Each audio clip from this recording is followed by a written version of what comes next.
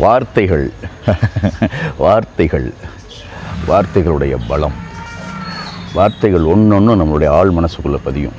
நம்மளுடைய ஆழ் மனசுக்குள்ளே மட்டும் இல்லை, சக மனிதர்கள் உங்களை சுற்றி இருக்கிறாங்களோ அவங்களுடைய வார்த்தைகளுக்குள்ளும் போகும், மனசுக்குள்ளேயும் போகும். வார்த்தைகள் ரொம்ப ரொம்ப ரொம்ப ரொம்ப முக்கியம்.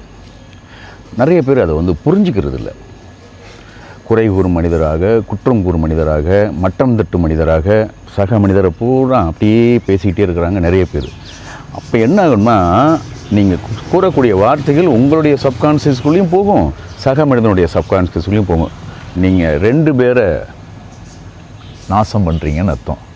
நம்ம வாழ வைக்கணுமா இல்லை நாசம் பண்ணணுமா? இது ஒரு அவேர்னஸ்.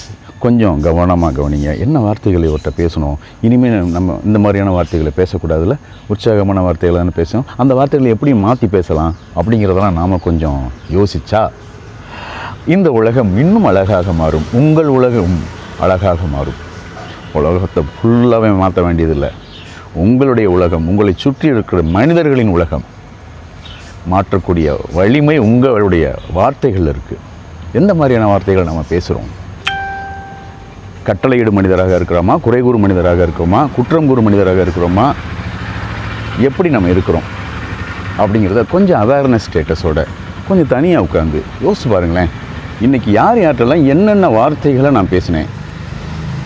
எல்லாம் ஒரு கான்வர்சேஷன் முடியுது, ஃபோன்லேயோ நேர்லேயோ ஏதோ ஒரு கான்வர்சேஷன் முடியுது.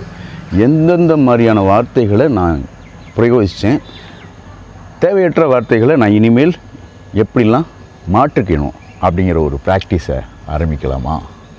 செய்யுங்க, செமையாக செய்யுங்க. உங்களுடைய வாழ்க்கை, உங்களை சுற்றியுள்ள வாழ்க்கை அழகாக மாறட்டும். நன்றி, மகிழ்ச்சி. நான் உங்கள் நண்பன் ஆல்ஃபா சின்னராஜா, சேல்ஸ் கோச் மற்றும் லைஃப் கோச். மனங்கள் மலரட்டும். Love you all. Bye bye.